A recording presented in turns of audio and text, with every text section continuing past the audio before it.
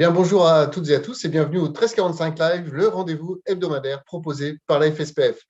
Alors, comme chaque semaine, nous aborderons les dernières actualités de la pharmacie d'officine en compagnie du président de la FSPF, Philippe Besset. Nous répondrons également à quelques-unes de vos questions à la fin du live, mais sans plus attendre, passons aux questions d'actu. Bonjour Philippe. Bonjour Christophe. Alors, la HS devait se prononcer cette semaine, je crois, sur un possible élargissement de la vaccination à l'officine. Alors, avez-vous des nouvelles? Oui, j'ai des informations. La communication de la HS n'est pas encore publique parce que le collège s'est réuni mercredi, mais nous savons ce qui se dit et ce qui est en préparation. Donc, il est question de l'extension de la compétence des pharmaciens en matière de vaccination pour tous les vaccins, hors vaccin vivant, pour prescription, administration et injection, donc l'ensemble de la séquence. Et donc ça, c'est évidemment un grand pas en avant pour la vaccination en France. Ça va nous permettre, aux côtés de nos confrères médecins, de permettre aux Français d'avoir accès à la vaccination de façon simple. Quand on dit hors vaccin vivant, c'est-à-dire pas le ROR, pas la varicelle, pas le vaccin du Zona, mais sinon tous les autres vaccins, y compris HPV. Donc ça veut dire que ça devrait être confirmé d'ici dans les prochains jours. Et suite à ça, il y a un peu de réglementaire. Le gouvernement doit modifier un décret, un arrêté. Et ensuite, nous avons la discussion conventionnelle pour voir comment, en pratique, on fait pour ça. D'accord. Ça sera inscrit dans la convention pharmaceutique, actuellement en discussion. Ce sera inscrit dans la convention pharmaceutique. Oui, il faut que nous tombions d'accord avec l'assurance maladie, mais oui, c'est oui, pour que tout se mette en place, il faut la décision de la HAS, plus en fait la convention pharmaceutique. Il faut la décision de la HAS, la modification des réglementaires qui est automatique, et parce que le ministre de la Santé l'a demandé par le gouvernement, et ensuite la discussion conventionnelle. D'accord. Alors, par ailleurs, un arrêté publié le 27 janvier entérine l'autorisation de vacciner les 5-11 ans. En revanche, les préparateurs ne sont pas mentionnés. Non. Alors, nous avons immédiatement envoyé un message au ministère pour que les préparateurs soient autorisés, eux aussi, sous supervision des pharmaciens, à vacciner contre la Covid les enfants de 5-11 ans. Le ministère nous a répondu qu'il prenait le point et qu'il envoyait la demande pour extension de compétences également pour les préparateurs dans ce cadre-là, toujours dans le cadre de l'état d'urgence, puisque comme j'ai déjà eu l'occasion de l'exprimer, l'injection des vaccins autres en dehors de l'état d'urgence nécessitera de refaire une interrogation comme ça a été le cas pour les pharmaciens. Mais bon, on aura déjà fait la preuve de concept et c'est déjà très bien, mais bon, ça demandera encore du travail. Et les pharmaciens seront-ils appelés à délivrer des masques FFP2 aux patients fragiles? Ah, ça je vous en ai parlé la semaine dernière, Christophe. Oui, je repose la question. C'est toujours en cours d'arbitrage. Ça va me donner l'occasion de vous expliquer quel est le point d'arbitrage et quel est ce qui accroche aujourd'hui sur ces masques FFP2. En fait, il y a des masques FFP2 équivalents FFP2 en Neurocan 95 d'origine chinoise et asiatique qui sont à un certain tarif. Voilà. Il y a ensuite des masques FFP2 d'origine française qui sont produits en quantité suffisante mais qui ont un tarif supérieur de l'ordre de 30 centimes. Et donc, l'assurance maladie ne sait pas s'il faut mettre un prix, enfin ne sait pas, dit si je mets un prix correspondant au tarif des masques asiatiques, c'est tel prix. Si je mets un prix pour que le marché français puisse être approvisionné les pharmacies, c'est un autre prix, plus cher évidemment. Voilà. Et ensuite, si ces mêmes produits français doivent être par le circuit des grossistes répartiteurs, et donc moi ce que je dis c'est que c'est quand même intéressant parce que ça permet à toutes les pharmacies de France d'en avoir, pas uniquement à celles qui s'approvisionnent en direct, auquel cas il faut aussi prévoir la rémunération des grossistes répartiteurs et c'est un troisième prix encore supérieur. Voilà. Donc tout ça c'est en forme d'arbitrage. Moi je milite pour que ce soit à la fois un circuit France et un approvisionnement par grossiste-répartiteur, mais je le dis très clairement, et c'est pareil pour les autotests, à mes confrères, si on a des tarifs donc, qui sont à 3,50 pour les tests, et si on obtient un tarif qui soit cohérent avec le marché France pour les masques, il faut acheter français. Donc, j'aurai l'occasion de m'exprimer publiquement sur le sujet pour appeler l'ensemble de mes confrères à acheter français. Parce que le tarif qui est négocié, il est négocié pour de l'achat français. D'accord. Alors, dans une lettre ouverte au ministre de la Santé, le syndicat des biologistes demande que les pharmaciens d'officine ne soient pas autorisés à exercer une biologie de seconde zone. Alors, comment réagissez-vous à cette déclaration? Alors, je crois qu'il parlait des barnums, des conditions extérieures. Vous avez lu vite cette déclaration. J'ai résumé, j'ai condensé. Des biologistes. En fait, oui, effectivement, il parle beaucoup des barnums. Le syndicat des biologistes s'est ému des conditions dans lesquelles étaient réalisés les tests dans les barnums. Bon, alors, de façon très simple, il fait froid actuellement, donc on ne peut pas faire la réalisation, l'analyse du test par froid. Voilà. Donc, quand on est à zéro, quand un test passe par la case de congélation, vous pouvez le jeter, et s'il est froid, eh bien, ça peut faire des faux positifs. Donc, la méthode, c'est soit il fait chaud, il y a un professionnel de santé à côté du préleveur, et vous pouvez faire l'analyse quand le préleveur a fini de faire le prélèvement et vous faites vous-même l'analyse. Sinon, dans le barnum, on ne peut faire que le prélèvement. Une fois qu'on a fait le prélèvement, on amène les tubes dans une officine et le pharmacien dans l'officine fait la révélation, l'analyse et le rendu du résultat. Mais ce n'est pas la personne qui fait le test dans le barnum. Et donc ça, c'est un manque de qualité qui est sûr. Et il faut arrêter avec ces sociétés qui vous disent je mets un barnum, je mets un étudiant en architecture qui est médiateur Covid et tout fonctionne. Ça ne va pas du tout. Donc voilà. Donc c'est pas très exactement ce qui avait été dit par le syndicat des biologistes, et ce n'est pas uniquement des pharmaciens qui sont responsables de ces barnums. Il y a d'autres structures, il y a des centres de santé, il y a des dentistes, il y a des kinés, il y a des médecins, il y a des infirmiers, il y a peut-être même des biologistes. Donc le sujet, c'est véritablement la qualité de ce qui est fait dans des barnums, surtout en période hivernale. Très bien. Alors, la plateforme numérique Mon Espace Santé sera généralisée prochainement. Alors, quelle est la place des pharmaciens dans le développement de ce nouvel outil numérique? Alors, c'est une place d'explication. Il va falloir qu'on explique aux patients, aux Français, à quoi ça sert d'avoir cet espace numérique de santé.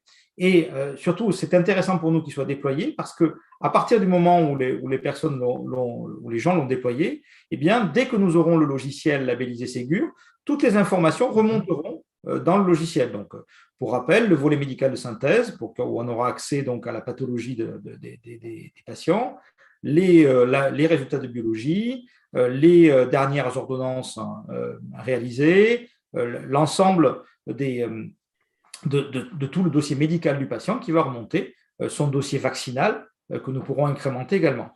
Donc, c'est effectivement très important. C'est une étape très majeure que ce déploiement, et moi je l'attends de pied ferme, et bien sûr on va communiquer là-dessus dans les jours à venir. Ça sera dans les prochaines semaines, la mise en place oui, la semaine prochaine, je pense. D'accord, très bien. Eh bien, écoutez, abordons maintenant le chapitre négociation conventionnelle.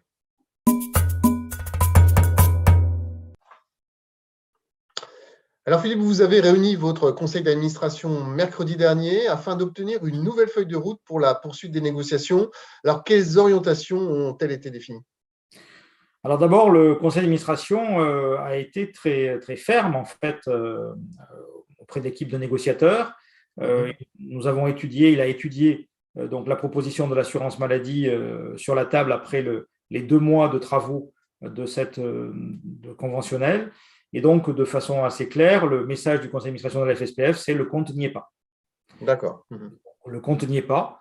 Donc, ça veut dire que nous avons été mandatés pour établir une contre-proposition à l'assurance maladie avec des tarifs, notamment sur les actes de prévention, qui est le cœur de cette convention. Je vous l'ai dit, la vaccination, j'ai eu l'occasion d'en parler, c'est quelque chose qui est ce qui doit nous amener dans un nouveau rôle du pharmacien, mais le dépistage également.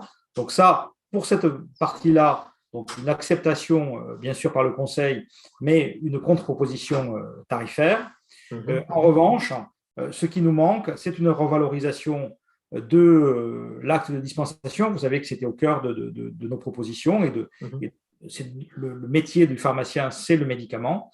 Et donc, nous allons refaire une proposition autour des grands conditionnements. Donc, pour suivre le fil, vous savez qu'on avait gagné au Conseil d'État et donc nous voulons maintenant que soit appliquée une nouvelle règle pour les grands conditionnements pour avoir des rémunérations là-dessus. Nous voulons que soit remise en place la ROSP, enfin une ROSP sur les génériques, les biosimilaires, les hybrides. Donc, parce qu'en 2022, il n'y aura plus de ROSP donc ça veut dire qu'on perd 65 millions d'euros en 2022. Bon, ça, pour le coup, c'est foutu, mais il faut remettre en place une ROSP post-article 66 de la LFSS pour les années à venir. Et ensuite, nous tenons également à ce qu'il y ait un nouveau temps conventionnel après le Covid pour faire le point de la réforme de la rémunération et voir où nous allons dans cette réforme de la rémunération des honoraires pour marquer l'avenir. Donc, en fait, une contre-proposition assez lourde qui a été envoyée donc, à l'assurance maladie. Je m'en suis entretenu ce matin avec le président de l'USPO.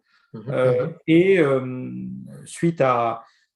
quand nous aurons le retour de Thomas Fatome par rapport à cette contre-proposition, eh bien, il est décidé que nous mettions ensemble nos forces pour bâtir une position qui sera commune à l'ensemble de la profession.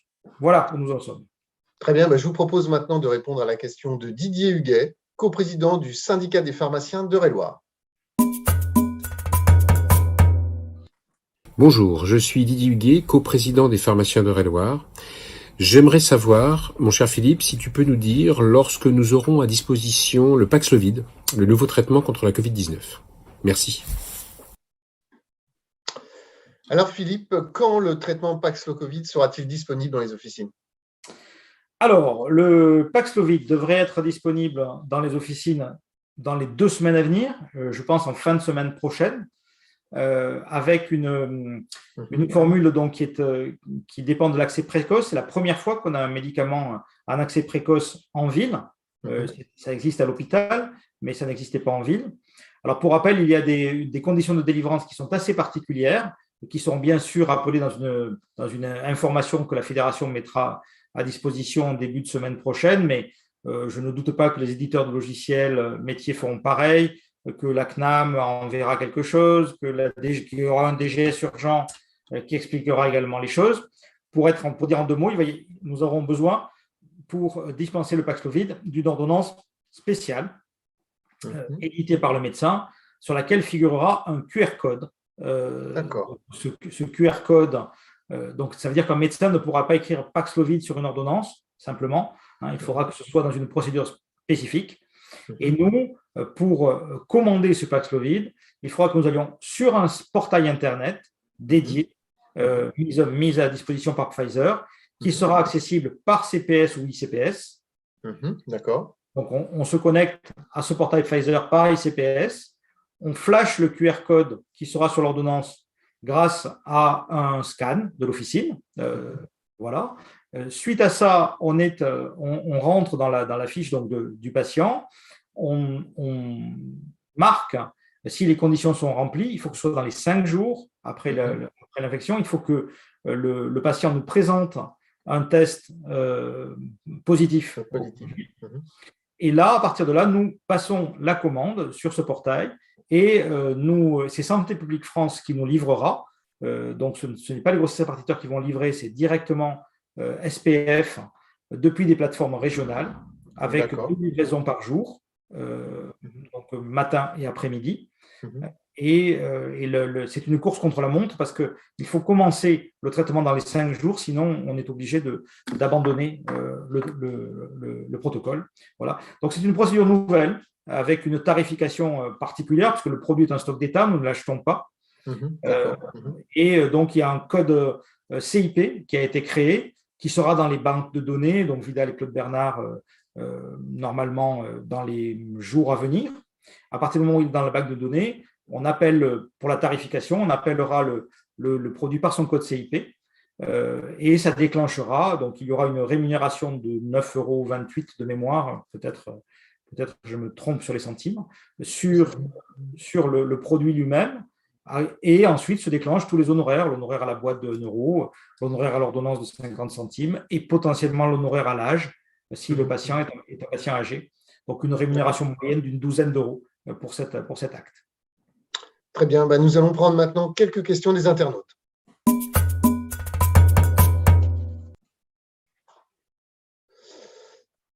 Alors Philippe, pardon, il y a une question sur les autotests. Jusqu'à quand seront-elles en grande surface?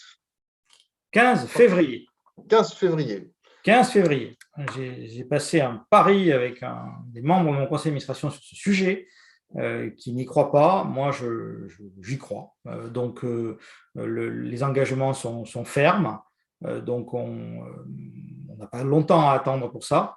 Mais ils sont fermes et il faut quand même se dire que nous avons fait le travail. Je l'avais dit déjà, j'ai eu l'occasion de le dire sur cette antenne, nous avons fait le travail. C'est pour ça que les autotests vont revenir exclusivement en pharmacie, alors que les grandes surfaces, non. En fait, il y a beaucoup d'endroits, dans beaucoup de lieux de France, où il n'y en a pas du tout. Et en fait, c'était du pipeau. Ils disaient qu'ils avaient des millions et des millions d'autotests. C'était faux, tout simplement faux. Il y en avait certains endroits où il y avait des autotests, effectivement, mais pas partout et loin d'être satisfaisant. Donc, du coup, très peu de doutes pour qu'à partir du 15 février, ce soit exclusivement en officine. J'ai une autre question là. Pouvez-vous nous confirmer, au vu de l'élargissement des possibilités d'intervention d'effecteurs pour les tests, alors la pharmacie peut-elle devenir un centre de dépistage même à ses heures d'ouverture habituelles? Elle est très très longue la question, mais… Alors, d'abord, une première, du coup, c'est pas la question, mais je réponds à une autre question que ça, vous savez, j'ai l'habitude de faire. Très bien. Alors, quelle est la question à laquelle vous répondez? Alors, je réponds à une autre question qui est de dire que le fait de se transformer en centre de dépistage, ça devait s'arrêter au 31 janvier. Donc, ce devait être le dernier week-end. Nous avons demandé au ministère de proroger cette date. Et le ministère nous a indiqué que oui, qu'ils acceptaient et que donc la date sera prorogée donc d'un mois de plus, je pense, et ça passera au journal officiel dans dans cette semaine. Donc il n'y aura pas d'interruption, on pourra continuer à être donc centre de vaccination ou centre de dépistage hors horaire d'ouverture à partir pendant tout le mois de février. Voilà. Très bien, très bien. J'en ai une sur la négociation conventionnelle et sur le volet écologie. Est-ce qu'il figure bien à l'intérieur? Est-ce que vous avez bien abordé cette question? Oui, on a bien abordé cette question. On a beaucoup discuté, notamment des problématiques de recyclage des médicaments, c'est-à-dire des dispositifs en place autour des piquants tranchants et autour des médicaments non utilisés. Et nous avons également étudié pas mal d'autres choses autour des conditionnements, autour de l'utilisation des cartons, autour de la dématérialisation. Donc, pas mal de sujets ont été abordés dans cette convention. On s'est rendu compte néanmoins que le champ de la convention n'était pas forcément toujours le meilleur pour discuter des pratiques d'écologie, même si les partenaires conventionnels sont très volontaires, mais qu'il nous manquait autour de la table souvent l'industrie pharmaceutique et potentiellement d'autres opérateurs. Et donc, nous sommes convenus de lister un petit peu tout le champ des possibles et ensemble, les partenaires conventionnels, l'assurance maladie et les pharmaciens, d'aller voir les autres partenaires pour leur dire peut-être on pourrait ensemble améliorer certains process, notamment autour des commandes, autour des… voilà. Eh bien, merci Philippe Besset, merci également à Didier Huguet pour la question vidéo. Je vous donne rendez-vous la semaine prochaine, toujours à 13h45, pour un nouveau tour d'horizon de l'actualité pharmaceutique. En attendant, je vous souhaite une bonne fin de journée à toutes et à tous. Merci, bonne fin de journée aussi.